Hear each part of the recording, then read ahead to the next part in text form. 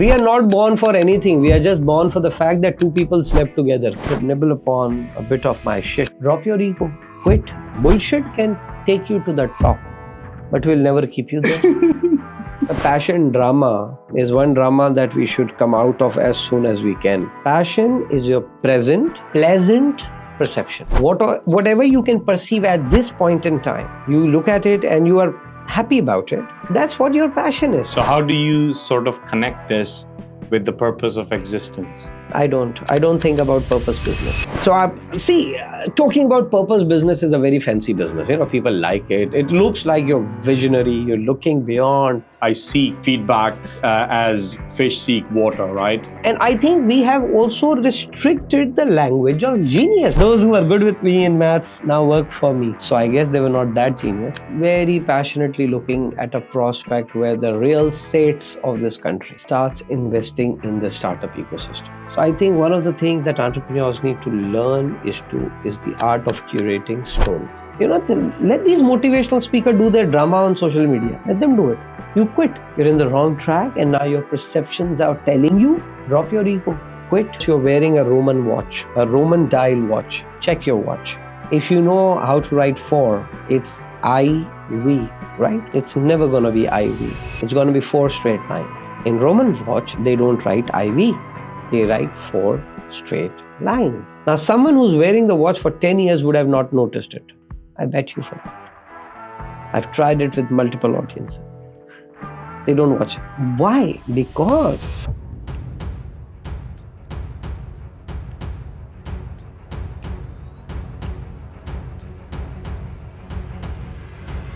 Sohail Zindani, man of many talents, been involved in multiple things. Your journey is very interesting.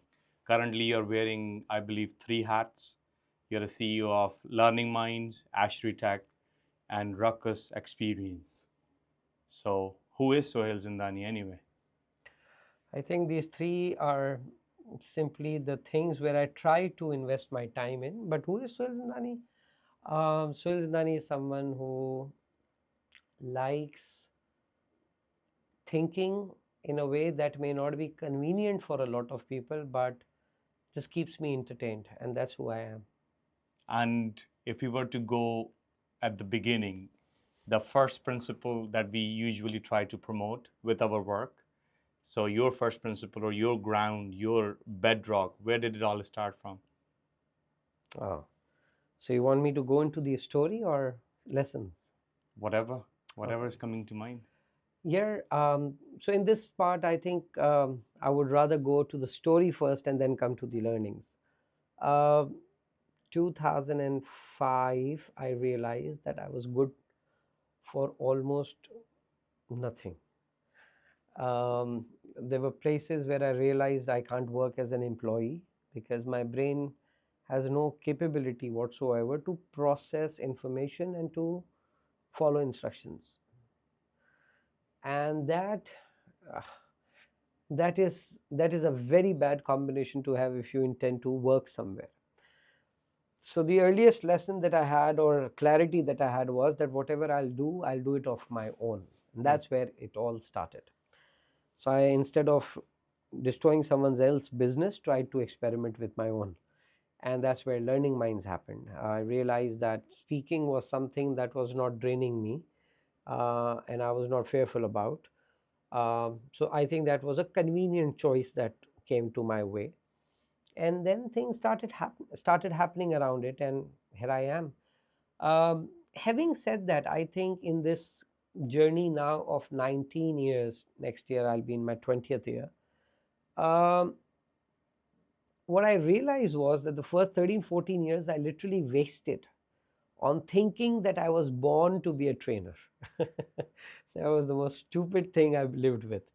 And I think it was after 14 years I realized that this passion drama is one drama that we should come out of as soon as we can, because it cuts down so many possibilities that you may able to create in your life, but because you have labeled yourself that this is what you were born for, I think we let go a lot of opportunities. So I now have a very different take on passion. Interesting. Would you care to elaborate? Yeah. So, what is passion? Passion is your present, pleasant perception. Hmm. Passion is your present, pleasant perception. Whatever you can perceive at this point in time, and you look at it and you are happy about it, that's what your passion is. So, Amin thinks that I am passionate about helping startups, or is it one form of perception that has happened to Amin recently, and he, because it was a pleasant perception, he liked it so much, he has just labeled himself that this is what I am. I was sitting in an interview, not mine, but for a client, and he wanted me to observe the process. And there was this guy who came for an interview, he was sitting, and so the interviewer asked him that, why fashion designing? And this boy replied, I think I was born for fashion designing. So I had a I had to disturb the interviewer, and I asked him, like, listen, um, your family is linked up to which Sufi legend? He said, none. No, you're cheating. You're not telling me. I'm sure you're linked up to some spiritual soul that you're trying to hide. He said, no, sir. I kept insisting, and he actually got offended about it, which he should rightfully be. I said, see, you said that you were born for fashion designing, and you were born in 2000. And now, because you're saying you're born for fashion designing, of course, you must be coming from such a holy family that because you were to born in 2000, Allah created fashion industry 3 400 years back, so that when you were born in 2000 you have something to do because you were to born for fashion designing. I think this is a lazy, lame excuse. You were not, we are not born for anything. We are just born for the fact that two people slept together. Come on, can we come to terms to it? We've been just confusing this purpose drama so much. And we are literally, by perceptions of purpose and passion, we have been confusing so many possibilities which are right in front of us, shouting to us, and we can do something really good about it.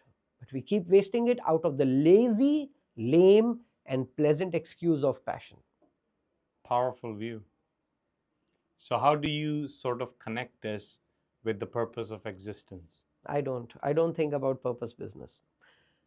Okay, why? So I see, talking about purpose business is a very fancy business. People like it. It looks like you're visionary, you're looking beyond. I don't talk about things that I have no clue about. Hmm. There must be a purpose. I don't know of. I'll not talk about it. One day when I'll know of, trust me, I'm gonna pay YouTube to feature my videos, and I'm gonna talk about purpose. As of now, I don't know. I know about the fact that I wake up in the morning, I have 24 hours at my disposal, and I have an opportunity because I'm breathing. What I can do with it, I think that's enough of a responsibility than to confuse myself with purpose business. I don't. Must be something good, must be something amazing, because I don't understand it. I don't talk about it. I don't comment about it. When you take a flight, that's a normal in country, in city flight. You're up there in the plane, 36,000 feet. You look down, hmm, hmm, hmm. It's non existent. Imagine what the picture would be in the solar views and the galaxy views. Bloody non existent. And then we are inflating ourselves with purpose business. No purpose business. You wake up in the morning, do the best hell you can do, go to sleep, and pray that tomorrow morning you again wake up, because you don't have guarantee for that. Enough. I think I'm cool with that. So, practically, let's say somebody who are driven with this intrinsic desire or so-called chemicals that drive most of our decisions, especially this time, this era that we are living in. What practical sort of doing your best framework would you, or even guidelines would you have in mind for someone who actually want to do their best work, Okay. because they have that realization what you have? Mm. Uh, I think doing the best work is a combination of two, three things to happen at the same time. Doing the best work means, is it something that is linked to what you are good at? That's one. Doing your best is also linked up to, is it something that is required today? I don't know, later in our conversation, we'll get into entrepreneurship and startup. People are starting up because they think it's a cool thing to start up. What a romantic reason to start off with. Are you solving a problem? So, is there a problem to be solved? If there is a problem to be solved, it links up to what you are good at. And third, I think, is something that comes later and something that's absolutely out of your control. Is, were you lucky enough to have a click with that? Um, Earlier, I didn't used to talk about luck, but with every passing day, I realize uh, that there were two seeds that I sowed. These are now into trees. Our gardener was the same. The fruit from which we sowed that seed were the same. These two trees have different fruit giving ratios. So whatever I had in mind or whatever I had in my hand, I've done it. That result was never in my hand, right? So I believe that for anyone who's driven, two things are very important. Is it something that links up to your strength? Somebody asks me and talks to me about setting up a restaurant business. So wonderful, I would like to be there as an investor. But something that I'm driven up? No, I'm not. If I have enough cash to waste, I'll put in there. It feels exciting. But for all other kind of work, I think two things should match. One, that I have the strength. I'm not saying I'm passionate about it. I have the strength to do this. And the other is that there's an opportunity for that. There's a need for that. People want it. They may not spell it. Nobody in the world ever came and said, I need an ATM card. Nobody. I don't know, I was discussing it with you that other day or not, but Steve Jobs, 1983, he said that we want to put a computer in a book and we don't know how to do it. 83, when the word laptop was not even there in existence. And he's in 83 is saying that I want to put the computer, which back then was of a mainframe size, in a book. Today you call it MacBook. And this was not enough. I mean, he continued and he said that today we can't do it. So what we have decided to put it in a bread box, which cost $10,000, and it's Lisa. And we'll continue working on it, and we'll put it in a shoebox and we'll sell it for $2,500. And one day, he didn't said inshallah, but he said one day we're going to bring it in a book and sell it for $1,000. And said that's the exact price at which we buy MacBook. So that's scary and genius at the same time. But he was able to see something that we might need, but you and I were not in a position to say this. I mean, that's why I laugh at focus group discussions. If these idiots would have known what they need, they would have created it. Simple. Henry Ford, when he said, if you had asked your customers what they wanted, they would have asked for faster horses. Absolutely. So focus group discussions, our client tell us to do it, and we do it because money is associated to it. I wish they had an idea. So what were the driving forces, or what were the ingredients, do you think, Steve Jobs were able to crack after having lived the life that he had lived up until 1983? What is your take on that? What was that? Was it divine intervention? Was it something that he was able to tap into that you can work towards attaining, or was it just luck of the draw kind of thing? I don't know why you asked this question, but only this morning I was thinking about it. I think it was, see, again, I'll not get into divine intervention because I don't understand that. But what I understand is that he was a student of liberal arts. If you really want to grow businesses, at least put a ban on those who do MBA. Just put them out of business. These idiots can't think. Uh, bring people from liberal arts, people who don't think in a structured, established accounts and finance pattern. Because the more structure you add, you need structure later, but you need liberal arts before. You need dreams before. Martin Luther King had, the speech was, I have a dream. Imagine what speech would have been called if he had said, I have a strategic plan. Duh, why would I care? It's dream. You go in of organizations, what do you talk at You Pitch Live? What do you talk with your people? You talk about dreams and ideas and what we love doing and passion. And then comes the report where we are talking about return on investment and the gross margin. Shit, that language we don't understand. It's not human language. So I think liberal arts was his differentiating factor. What he did, he didn't innovate it, he renovated what existed. He added more beauty to it. That's liberal arts background. And I think that's very important. You just touch on something. A couple of days ago, I was having this discussion with the professor who talks similar to what you're talking about, right? And very few of them actually out there. And I managed to find him here in Pakistan, right? And the way he described it would have, again, the same language we all are talking about here. He said, science and art of living, right, is all science. But what we have now gotten to the stage where we think that performing arts is the only art, right? So when you look at science, you have your factual science here, then you have your social science, and then you have your applied science. Yeah. And it's a loop. Yes. And if you don't understand that loop, the innovation or the business that you're going to be doing, it's not exactly going to be solving the problem.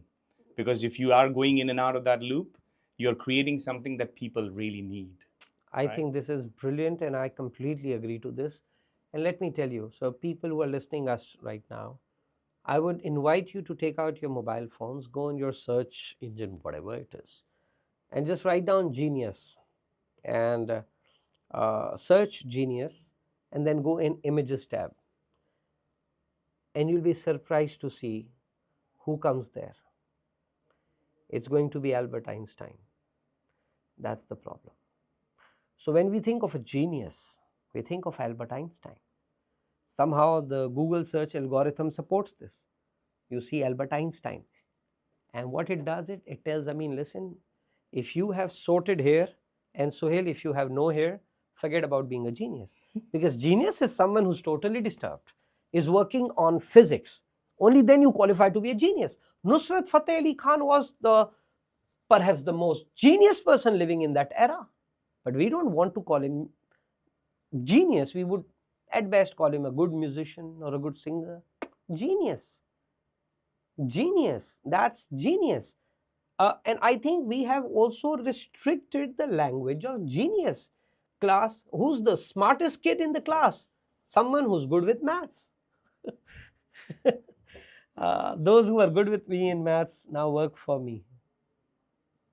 So I guess they were not that genius.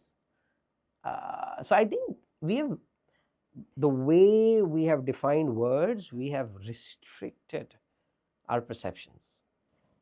Such a powerful thought you just invoked, right? So I was naive when I landed here a few months ago in Pakistan, thinking that what I have understood or what I have learned, I'm just going to just bring it here and the magic is going to happen, right? Yeah. And I'm a humble student of life, right? And I seek feedback as fish seek water, right? And it wasn't always the case, but this is how it is now. So what I have realized now here, after having sort of engaged with all verticals of a startup per se, or the existence of economy, we do not understand first principles, as I talk about, right? The first principles that is the fundamental blocks of anybody's existence. Now, I don't have all the answers either, but I'm in the search for the answers, right? So when you mention Albert Einstein, right, there is a thing about him where physicists or so-called scientists of that time said that he will never be able to contribute towards physics, right? Meaningful physics. And he's the same guy who has repeatedly said that curiosity or imagination is far more important than intellect and intelligence, right? Now, just the other day, we came up, so this is one of the titles that I've given myself, Chief Curiosity Officer. And this is specifically designed for Pakistan, right? That Chief Curiosity Officer, that you need to be able to allow yourself to be curious the way you are curious, right? You just shared an analogy of the two trees and the work that you have done, right? That was curiosity. Now, that doesn't come with that analytical thinking, right? So I want to put a question with this recently Dr. Ian McGilchrist, right? He is a psychologist, psychiatrist. He's an author. He has a hemisphere theory where he talks about your left hemisphere and your right hemisphere. And one of the most profound statement he made, which really clicked with me, and I'm sure you're going to like that too. He said that there was a divorce that took place about 250 years ago, which was between science and philosophy. Yeah. And then what we knew knowledge to be was the true essence of knowledge. Yeah. Now what we know knowledge is information. Yeah. Right? And because of that divorce, today our subjectivity on an individual level and our collective subjectivity tells us to keep striving for things that we don't even realize if our content ratio or the content graph is it inclining or going, nosedive. True that. Right? So when you combine this, right, so the knowledge is there, but the implementation, because of the way society has been designed, has, like, given us all of these narratives. But again, when I ask enough whys, I realize if you're not going to go to the first principles of your own existence, you're not going to have a relationship with your own self. When you're not going to understand your own self, you're not going to understand your, like, you're literally the surroundings, you're a part of. So with that, right, what do you think that we are missing, or what do you think, what's coming to your mind actually? I think that's beautiful. This idea of instant gratification, we use it in one context or the other. I find programmers now who don't know how to program, but ChatGPT allows them to program. Yeah. And if you think this is going to curtail, no, this is only going to expand. So what I am able to do today in programming, I can do without knowing the basics of programming, right? We don't need more Shark Tanks. We need more Danda, if I have to call in the crudest local term. Why? Because, see, and we've had these conversations prior to this conversation as well, is that the hallucination that I know, okay, I'll give a check to this again, all our audiences. If by any chance you're wearing a Roman watch, a Roman dial watch, check your watch. If you know how to write 4, it's IV, right? Now check your watch. It's never going to be IV. It's going to be 4 straight lines. In Roman watch, they don't write IV. They write 4 straight lines. Now, someone who's wearing the watch for 10 years would have not noticed it. I bet you for that. I've tried it with multiple audiences. They don't watch it. Why? Because there is a function of brain. It can either be curious or sure. There's nothing in between. Wow. It's blank. So I tell people when they are upset, I tell them, listen, your brain can only be curious or angry. Decide. You want to stay angry, or get curious and find a solution.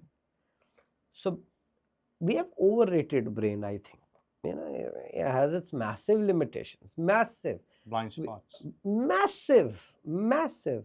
It's just that we have put in so much of reliance on this. I think brain is more intelligent, or in fact, I would rather use the right word. Our being is more intelligent when brain is sleeping. Trust me, it's more intelligent. Agree. Best of your digestion happens when you're sleeping. Best of your systems are working when your brain is literally put on shut. Best And ideas during there you go. when you're having a shower. When your brain is at a place where it is not required, to keep it more simple, right? Yeah. So I think with the way world has evolved, we have put in so much of value on this part only, that this has created nonsense all over us. It has its own set of limitations. I think being in itself is amazing. Yeah, listen, you eat a piece of bread, that piece of bread becomes you. Isn't it enough of a magic? Isn't it enough of a genius? Who's doing it? Your brain? No, sir, your being, your body. And the best part is, if the same bread is consumed by a dog, that bread becomes dog. Isn't it enough of a genius? And is your brain doing it? No, sir. No. So I think there's too much of reliance on this part only. There are other very important things happening in our life which we don't get to notice. We just don't get to notice. I have a question actually, and it's going to link back to our being, right? Or what's the very big question of our existence? You talked about the phenomenon that you eat bread and it becomes you. If dog eats it, it becomes dog. So energy cannot be created nor be destroyed. It only changes its form. So now talk about us being here. So we are energy. Energy is gonna transform, right? Now it came from somewhere. It's going somewhere. If you were to just concentrate on pure physics here, what happens to us, right? Whether some people believe that you're going to go to heaven or hell, some people believe that you're going to come back in the form of something else, right? Whatever that might be, right? What is your thoughts around that? What is the first principle? I don't have any thoughts around it. No. No. Because I think, I'm very sorted with this. Things that I don't understand, I don't open my mouth on. I may have certain perception on this. I may have some thoughts being curated here, but because I'm not yet very sure and excited about, I I keep my comments reserved, because I think, and I'm sure this is true for you as well, that's where I've known you, is that I think we should make our comment in a very informed and a responsible way. Because God forbid, if someone really believes in us and we are talking shit, it can have bad impact. So I think I use that very carefully. So on this topic, as they say in cricket, I'll pass the ball. Okay. No, this is wonderful. I'm going to put what I think, right? Yes, sir. And this is again a thought. And these days I'm telling people, the defensibility of your faith is on you. The onus is on you. Yes, I am yes. just thinking out loud, Yeah. right? So this is me thinking out loud. Yeah. So the question that I have, right, is, or the thought that I have, underlining driving factor for any human is an honorable exit. Exit because nobody has ever escaped death, right? So regardless of the belief. So honorable exit is something that we crave. Now, how is that formed is a question. That's only going to be true to your unique soul print. So Joseph Campbell, have you ever heard of the ordinary hero's journey? So Joseph, so all the Disney movies, right? They are sort of designed as per that Joseph Campbell's ordinary hero's journey, where he talks about, that you start your life, then you face the challenges, and then you overcome these demons, and then you just learn that true unique contribution that you're going to have to the world, and then you go back to where you started, and then you just share that with the people, and then this is the full ordinary hero's journey. So now going back to the point that I'm talking about is that ultimately, regardless of what we believe in, is going to be defined by our experiences. Hmm. But then we all crave an honorable exit. Yeah. So if your perception is that what I'm doing is not right, that's your perception. But Yes. from my perception, like I'm on my ordinary hero's Yeah. journey, right? Journey. And then energy cannot be created nor be destroyed. So the other facet of this equation, I believe, is that because we truly understand that inherent transition of the energy, we want an exceptional reception on the other side, Yeah. right? Now, this is again subjective. Yeah. If you were to come back to this world in a form of a dog that you talked about, you want to make sure that you are not a street dog, you are a house dog, right?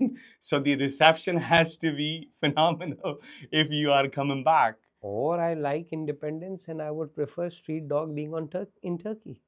Oh yeah, there you go, right? Yeah. Curiosity, Yeah. imagination, right?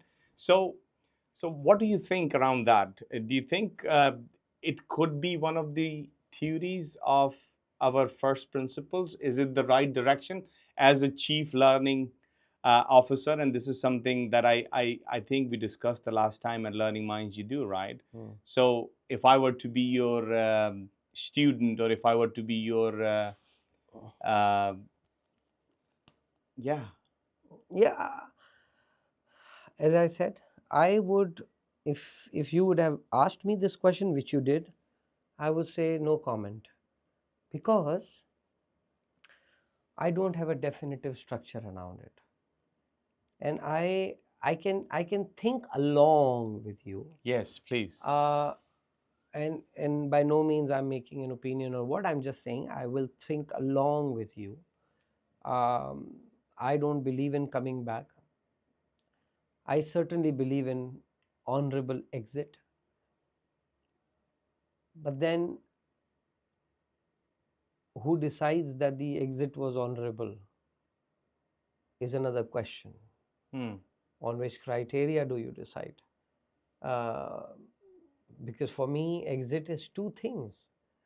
Exit is you dying, and exit is your soul leaving your body.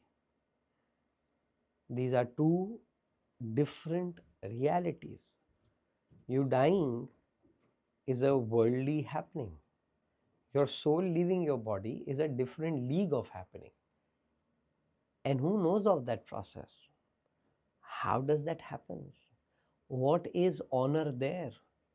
I don't know. Hmm. And that's where I say that I live with myself on these thoughts. Do you think it's important for us, knowing that we are the creation of connection?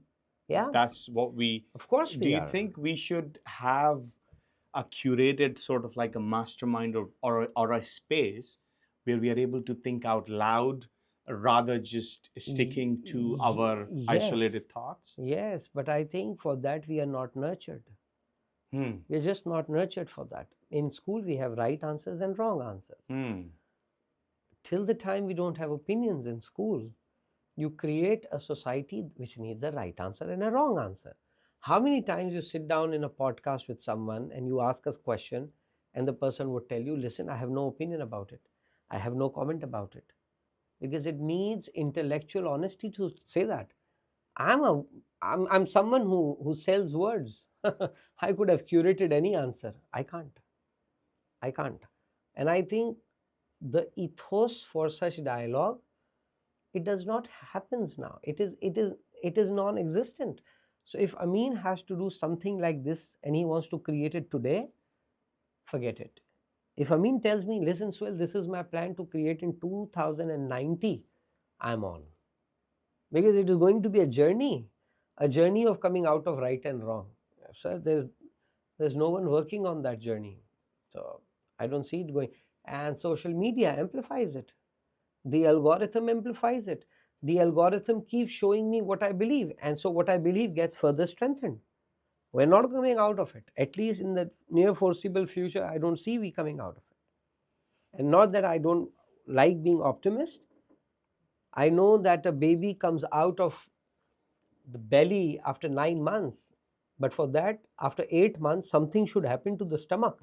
If nothing is happening and I'm optimistic, I'm an idiot. That's not optimistic. Something has to move in the right direction. And I don't see things moving in the right direction. So, am I doing something around it? Yes, I do, in my circle, in our conversations. I'll do that. But the revolutionist in me has died. It's more of an evolutionist now.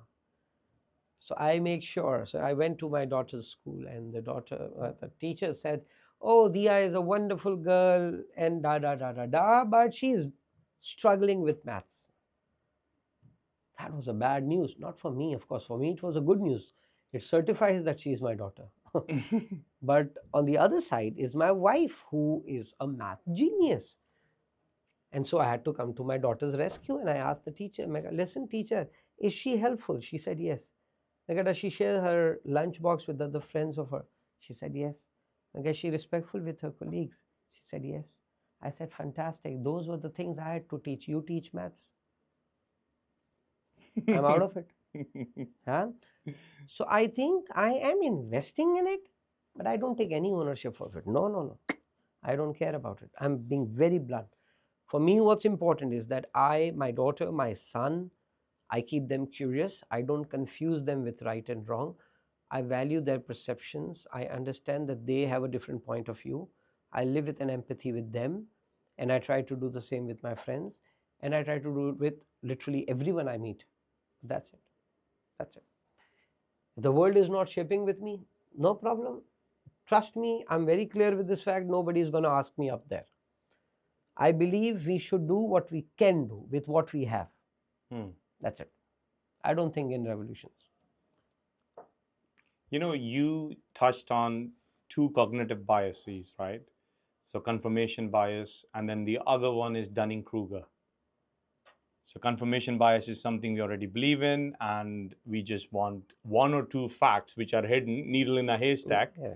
and we find it and we are like, Yeah. I have it, right? Social media is completely based on that. Based on that, yeah, because algorithms are actually literally, Absolutely. designed and curated Yeah. that way. Now, the other one is more of a disease to me, and I would love to hear your thoughts around that. So the Dunning-Kruger effect basically is the somebody who has had the experience in any relevant sort of a field or experience, and they have seen 3 to 4 levels of a problem which is 50 level deep, and they believe that they are the experts and they have earned the rights. So now you are very intelligent in terms of that, okay, something that I don't know the depth of, I'm going to reserve my comment just in case somebody gets the wrong idea or gets influenced, because you have that responsibility of your words, right? But when it becomes a collective subjectivity, when it's actually something which is practiced left, right, and center, and you're a part of that circle, what do you do? How do you survive? How do you stay sane? What piece of advice would you give to the young brains who are actually developing? Yeah. So last month, I was having a conversation with my friend, and he is someone who die-heartedly signs up to a political cult in our part of the world. And he was trying to convince me while he was not convinced himself. Uh, I think, again, I don't know if there is an advice to this. I can say what I do to stay as, I would not say neutral, but at least to be confident of the fact that I own my thoughts, is that I read alternate opinions. I deliberately structure my social media. I use social media to a massive minimum. I mean, whenever this podcast comes online, and when you will tag me 10, 20 times, and then you will tell me, "Sohail, at least go and watch it," then I'm going to watch it. I don't exist on social media. I exist as a profile. I write there, but then I don't interact there, because I think if there can be one legitimate reason of my death, it can be self-love.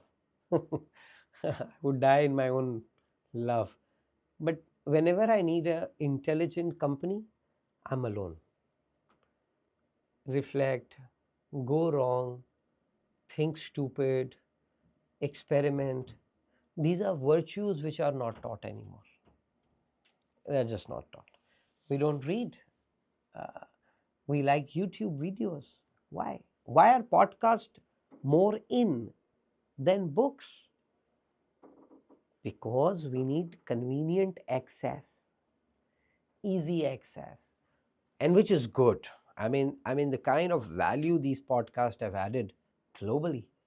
Um, there are people who have signed up, and I make sure I never miss on any of their content because it makes me better human being. But then what I do is I make sure that I go back, read their stuff, and trust me, every time a podcast drives me to a righted literary work, I find it much more better than what I found there. So, very profound thoughts, right? What is virtue anyway? Now you'll get sick and tired of me. I don't know. What do you think virtue is? I don't know. Showing up with generosity and sincerity. Just showing up. I think um, I think my sight to things have changed when I've stopped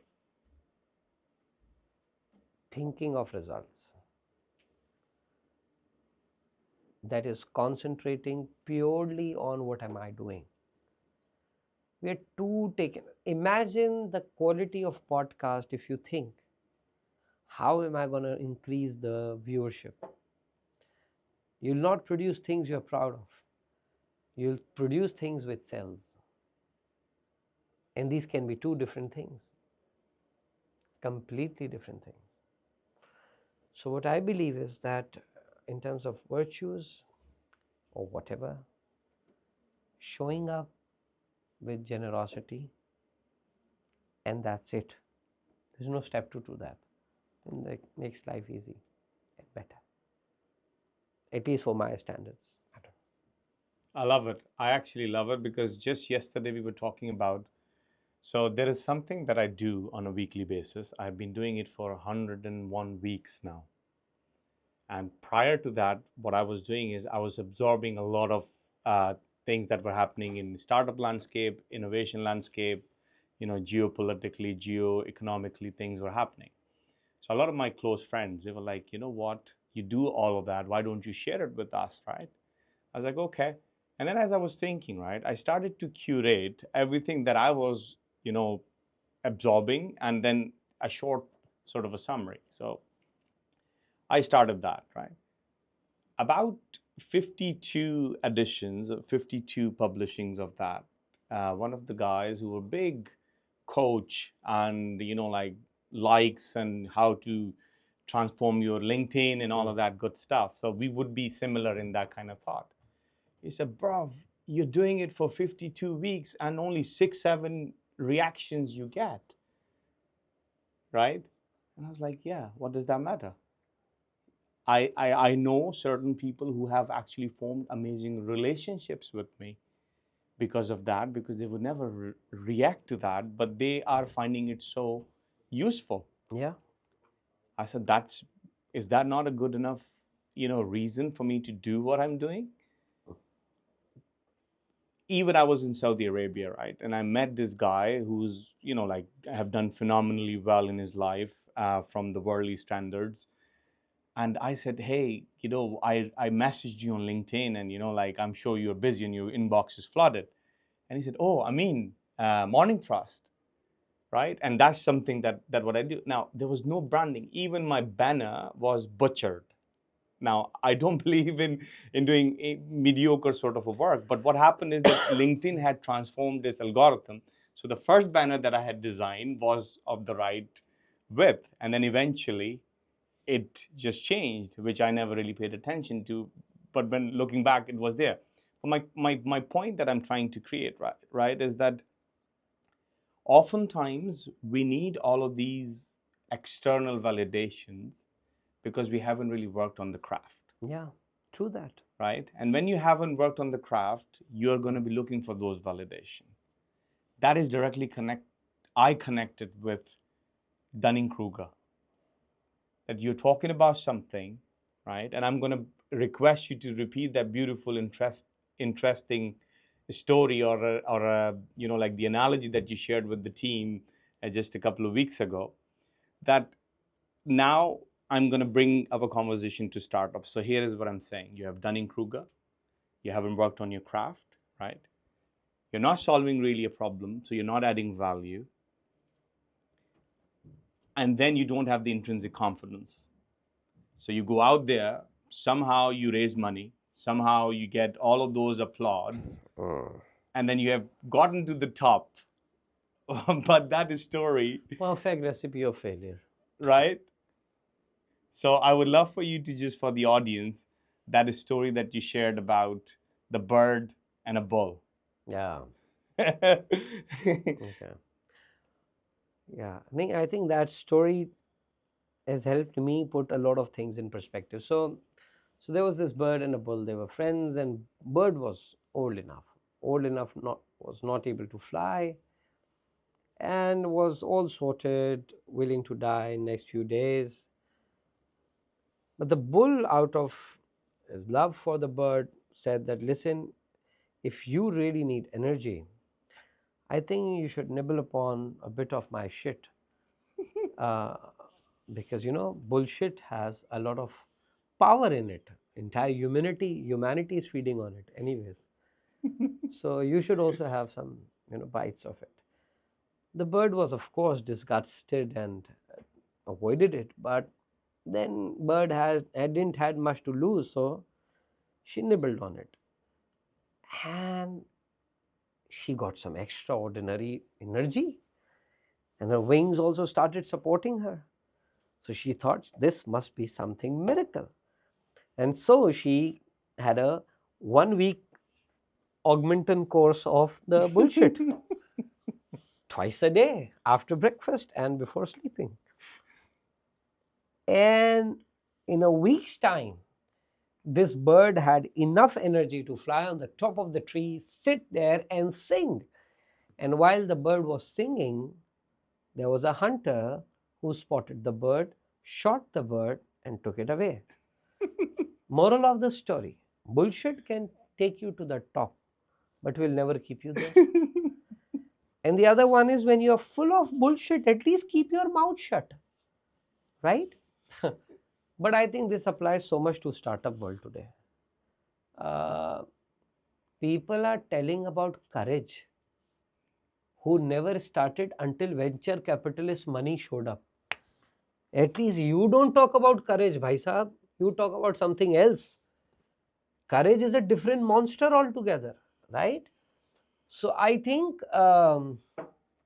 Uh, in fact, so a lot of people in my circle think I think bad of start. I'm so deeply passionate about startup. Where did I start it? Through startup. But the problem is that the way startup business and ecosystem, the way it has evolved, it is anything but startup. It's about the pitch decks. It's about talking equity rather than talking about the problems you are solving. Pitch decks are more important than strategies. Isn't it funny? It is. So I think, yeah, this bullshit advice is important. It can't take you to the top. It may, but won't keep you there. And if you are full of it, keep your mouth shut. Yeah. So what would you suggest or change, or what would, in an ideal world, you would like to see happening in startup landscape, on a global perspective, and then making it localized here with the stage of the evolution Pakistan is at, right? In So its I was existence. in I was in San Francisco there for a conference, heading to somewhere. This person was driving my the Lyft, LIFT, Um, so I was talking back with my wife here in Pakistan, and we had back then we had a Slack license.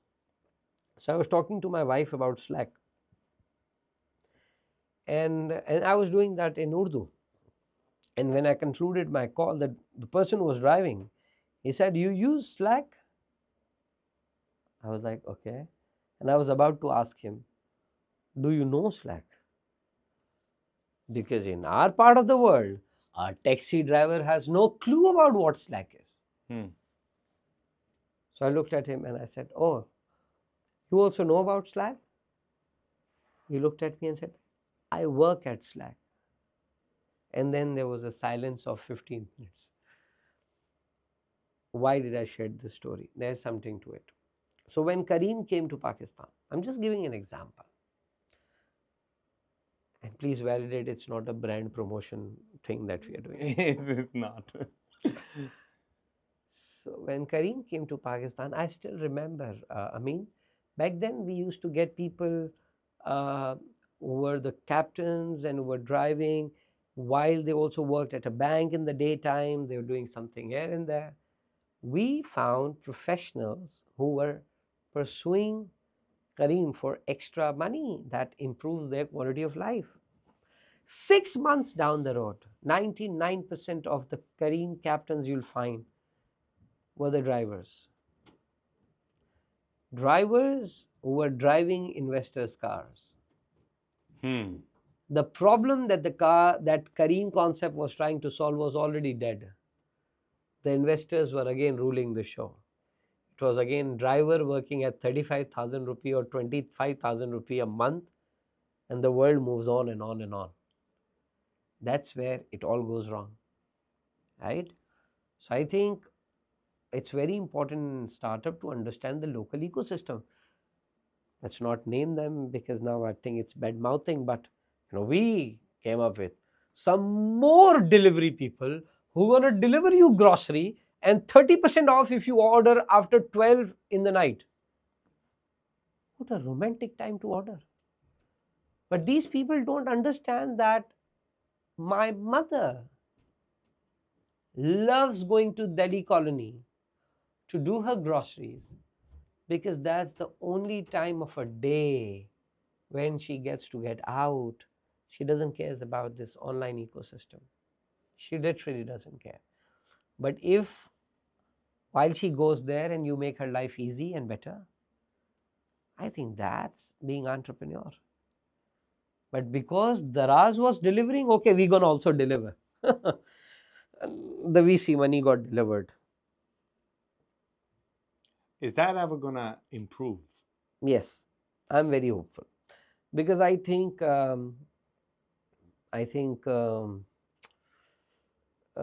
people who came or who got excited about startup, which was driven more by fashion, is now dying. Serious players are coming.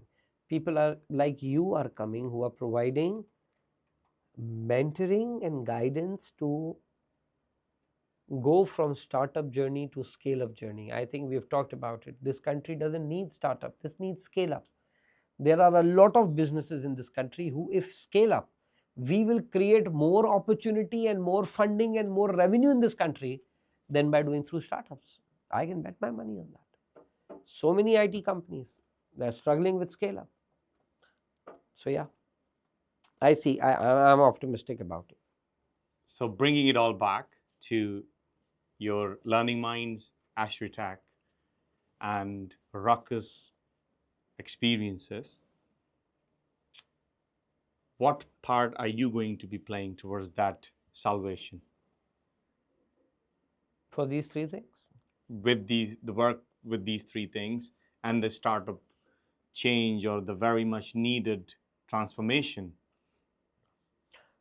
So as we get into this conversation, I'm working with few social sector organizations. And earlier, I used to work with them as a trainer and a consultant, but this has changed significantly last 2, 3 years. Of course, I'm not going to name them, but three of them, I'm working with them in creating white label businesses under their umbrella which earns money and refunds these charities. Hmm. And I think that's a huge opportunity out here. In this country, there is a major work being done in the social sector. Imagine this country minus all the Edis and the Chipas and the Indus Hospital and the Selanis of this country. I think the miseries would have been much more deeper. So, though I had so much time, and I think I have time, I've decided to invest time in these circles where it matters a lot. If not the most, it matters a lot. It matters that these great institutions like SIUT and Indus and Akhuat and many others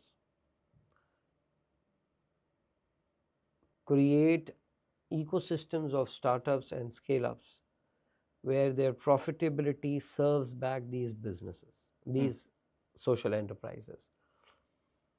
You know, I always pray that this country never witnesses a natural disaster, although I pray that it should never encounter any natural disaster. But particularly, I pray that it should never encounter a natural disaster during Ramadan. Because if that happens, and if all the zakat money goes to the natural disaster and the relief of it, trust me, most of the NGOs in the social space would close down in this country. They would Hmm. close down because most of them are not sustainable. They're not sustainable. They're completely reliant on the donations and the grants and the zakats. And I think that's a huge opportunity for all of us to work on, is to create those means for these organizations where they can self-fund them. And I think that's the way forward. So that's where I'm investing myself these days very actively on. I think it's very profound because the true essence of an economic machine is to be self-sustaining. Yeah.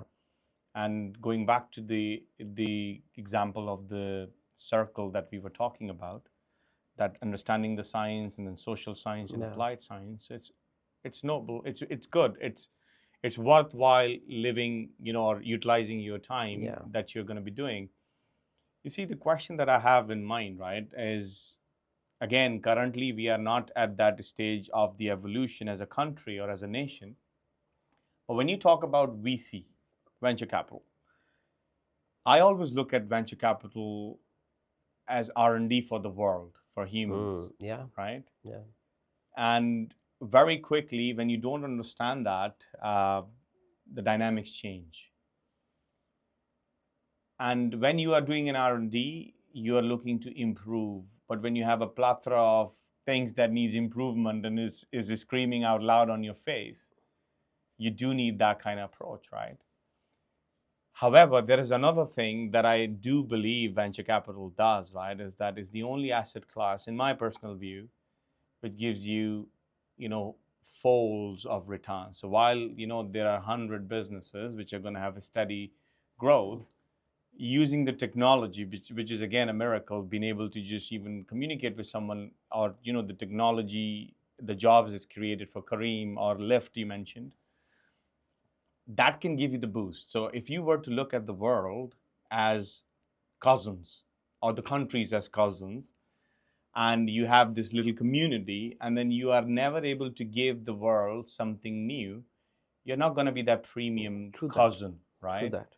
So I believe you're dead right. The journey that is required to get to that stage is long. So you mentioned, so I think I mentioned to you before this conversation as well. So when I came here, I was naive, thinking that in a couple of years we'll be able to just do this magic and everything is ready. But now I have corrected myself in a most realistic manner that I can think of. So it's 2047. 2047, Pakistan in 2047 gives us 23 years, Yeah. right? And while uh, we may not have those positive signals, as you said, right? That month 8, you want to see the belly literally growing for you to be realistic. But I think 23 years will give you at least one generation, Hmm. and I'm a big student of history as well, right? And identifying patterns, and this is again my analytical sort of like brain kicking in and thinking out loud again. uh, a lot can happen, but the action has to be taken right now. The proactive measure, by the way, the proactive action, thinking, and then bringing that collaborative thinking. So with the startups, I think it's the only thing which Yeah. will create Yeah. that economic Yeah. machine Yeah. with the right fundamentals, and then you just keep churning it out for the right reasons, right? And I mean, sorry for interest. No, no, this is I all I think had to. uh, I think for this, of course, as I said, I'm hopeful about startup, but I'm also very passionately looking at a prospect where the real states of this country starts investing in the startup ecosystem. Hmm.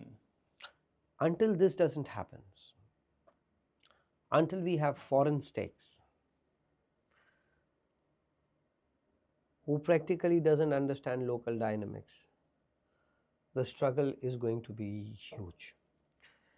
Um, and where do my hope for this comes in is that I know of a lot of local big players getting into the startup game now. Now that may be through they investing into entrepreneurship, or they promoting intrapreneurship within their organizations. They're divesting into separate entities, and I think that's happening now. Okay. And I'm very hopeful about it. I would not be surprised that 6 months down the road or a year down the road, we would be doing a entrepreneurship program or a startup program for corporates only. Hmm. And I see that happening. I definitely see that happening. Yeah.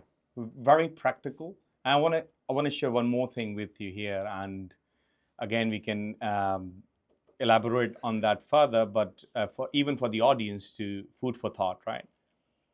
So when you have challenges, when you have adversity surrounding you from all angles, there is a book I was reading once on Israel, right? And what Israel has done or had done is that they were surrounded by adversity and war. They focused on what can be done, so being resourceful. So there is Fraud Sciences is the company. People can look it up, right? There were about a team of 1,000 engineers and PhDs working to tackle the online fraudulent, in the payments, to solve the problem with Visa and PayPal. Okay, and then this small team who had to develop a framework to keep themselves secure were able to see the pattern that the problem was same while they were dealing with, from their perspective, the terrorists, that they had built this system. So the small team were able to go and present that solution to Visa and PayPal at that time, which blew their Yeah. mind that Yeah. the small team can actually come up with that solution, right? So they had materialized the challenges, right? But that sort of a thinking, right, comes from 0 to 1 thinking as Yeah. well, right? Yeah. So while 1 to N is the necessity now, simultaneous with the long-term view, you need to have that 0 to 1 Yeah. thinking as well. How do I further break it down and understand is that if, let's say, somebody is an expert to articulate their view of the world from the past up until here, this point, they have lived and experienced. So they are banking on their experience, Yeah. right? Now, when you're talking about future, nobody has lived Yeah. future. Yeah. So what do you bank on? And this is where you said, Martin Luther King said that I have a dream. Yeah. So you will bank on the vision, Yeah. but with the practical sort of like, the strategy and view. So this money bit, right, from the venture capital understanding, I want to share this, right? And this is something we are working on. Even in December, there is an introductory master class with someone who has backed. He's big on sustainability, right? So he Mm. doesn't like the way the venture world has been designed.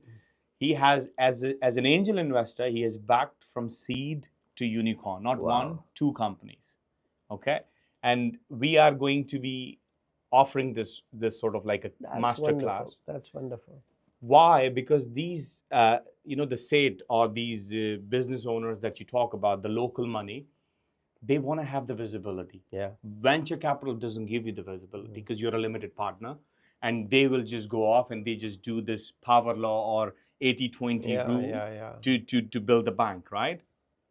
Now imagine if you give these SAIDs that right professional learning or education on it, and they have the access on every deal they're going to be putting their That's money in. magic. That's magic. And we are here, we have a solution. Yeah, And that was part of my strategy when I came here. yeah, But I thought I will be doing it rather easy and later. yeah, But now I know now that the problem currently is that we need to enable that genuine money. So imagine that you are giving somebody like charity, because we are one of the most charitable nations in the yeah, world, yeah, right? Now you know that, okay, it may not be needed, it's nice to have, it may not be needed, but this capital can actually go towards planting yeah, that seed which yeah. is going to give the shade to many. That could be just something A huge so. opportunity. It's a huge opportunity, and I think what you said, educating these states Hmm. is going to be the real challenge. And I'm telling you why, because you know to teach someone who is struggling is easy, but to teach someone whose banker always tells him that you are the greatest, so there is a long journey, right? So I think the biggest challenge in this context is going to be uh, teaching the ones who are successful in their own rights, in their own definitions.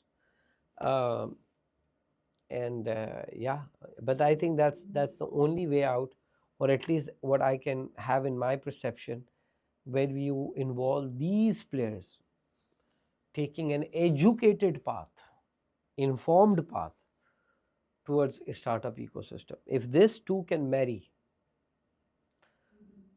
the children will be profound. What a beautiful note to end on. I know you are resilient.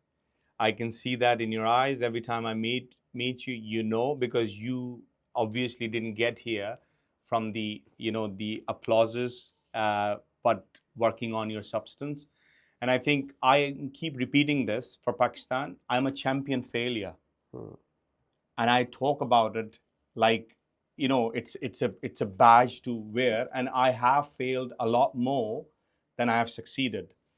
I haven't sussed it out, right? But I know one thing, that from the beginnings where I started to be able to sit with someone like you, or to be able to talk to people that I do actually interact with, I don't think I have even seen anybody doing it.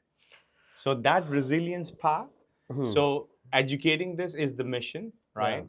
yeah, You will either get rich or die trying. So I am literally either going to get my point across, or I will just, yeah. die I trying. think this word, there are two words that starts with F, and no, the other one is not the one that you're thinking. But I think these two words are not required in dictionary: failure and fear, or fearless. No one can ever be fearless. It's a it's a stupid term. It has no intellectual value. We all are fearful in a particular way, 100%. right? So fearful is a stupid English word, not required. Move. Now comes to failure. What is failure? Or how we rather define failure. Failure appears to be a destination. No, no. Failure is rather a fuel to success. That is a pit stop. I'm moving towards somewhere. I get to stop here, refuel myself with a different mindset, and now move again. So this idea of failure should be immediately replaced by a space to refuel, because that's how it is and that's what it is. So we don't need to be a champion failure. We should be a very optimistic refueler, if that's a word, I don't know. But that's how I look at it. It's a very profound view, right? And I think we are taught from early life that the success and failure is are the opposite, right? Yeah. Rather they're a part of it, Yeah, yeah. right? Opposite business is crap. Crap, So the right? opposite of good is not bad. Bad. The opposite of good is great. Yeah, that's it, right? So when you sort of create that kind of narrative, right, ultimately you are allowing yourself that first chance that you might reach your potential. Yeah. You might live that meaningful life that we talked about, right? And I think another view that recently came to mind, and it's I would have heard of it, but now it really sits on the context. Play games, long-term games, Yeah. infinite games, right? And go from one level to another. And if you are failing, if the boss is taking you out in a game, you say, okay, let me just go give it a jab again, and expect the every level to get difficult. Yeah. And just live your life that way, right? And I think that. as an entrepreneur, Yeah, that yeah. is like entrepreneurship 101. Yeah. 101, 201, 301. It's just the size of the hit keeps increasing. That's it. That's how it is. So yeah. So my last question and a request, or the piece of advice that you would give people who are in three segmentation. I'm going to share that segmentation and keep on talking about it. A true essence of a startup ecosystem consists of three main verticals. You have your leaders, okay, you have your enablers, and you have your supporters. And you need all three of them to do that dance. So, when you talk about that you don't like a structure, I want to share my thought on it, right? So it's the thinkers and doers who make this world a better place. Okay, we have heard that narrative, right? Steve Jobs even used to talk about it. Recently, I came across this sort of a very fresher perspective on it, which is like an AC current, alternating current. So you are actually doing a dance. So any given moment when there is a conversation taking place, there are three things happening. There is an emotional conversation, there is a practical conversation, and there is a social conversation. Okay. Now, between these three conversations, two people can strike an amazing conversation, Yeah. like a dance, That's like amazing. a sine wave, right? Okay. And That's if you're beautiful. catching, and if you're doing that dance, it's a successful, on a subconscious level, That's successful beautiful. conversation, That's beautiful. right? So now, when you are talking about the startup ecosystem, there has to be this beautiful dance for us to attain practically what needs to be attained. Yeah. Now, the condition is that leaders must be the people who see that North Star that no one else is seeing, aka founders, or people who see something, have faith, but they know that they need to change that faith into facts rather quick. Yeah. More so than any spotlight, their focus should be that, okay, now I need to turn this faith into fact. Then you have your enablers, where governments, institutions, education, incubators, and everything. And then you have supporters, people who are either related to the leaders or they're working with the enabling organizations. Right? So what piece of advice, as a last and the conclusive sort of like a request, you would have for each one of those buckets? So you came from what you have in mind? You come to facts. What was the first one? Faith to facts. I think I would advise them to come to from faith to story. Curate a story. Stories eat facts for breakfast.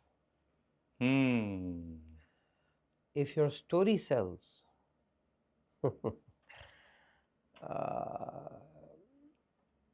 everything sells. So beautiful. Everything sells. Mushtaq Yusfi, one of the most amazing Urdu um, literature contributor, particularly in the domain of humor. Yusfi Saab said, if something enters your brain without logic, logic cannot put it out. And that's stories. If something enters your brain through a story, that's it. You're over. So I think one of the things that entrepreneurs need to learn is the art of curating stories. That's one. To me, it's an important thing. The other thing I think which is very important is the team that you choose to work with. If they are not better than you, you're opening up a daycare center, and don't do that. There are enough of it.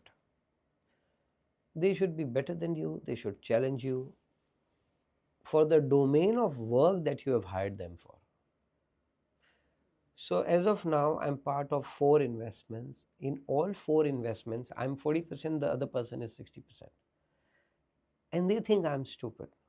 No, I'm not. Because I'm 40% in 4, they are 60% in 1. Right? So I think the people that you choose to work with for that particular domain of work, they should be hell more smarter than you. That's second. So story, people smarter than you. Third, it's okay to say I quit. That's okay. There's nothing bad about it. You tried a lot, and now you can see it's not happening. It's okay to quit. These motivational speakers have just never give up. Oh, why give up? If you've realized you're on the wrong road, please give up. If you're going to Faisalabad and your direction is toward Islamabad, you're not giving up, man. You'll reach up somewhere else. Give up. There was a person in South India.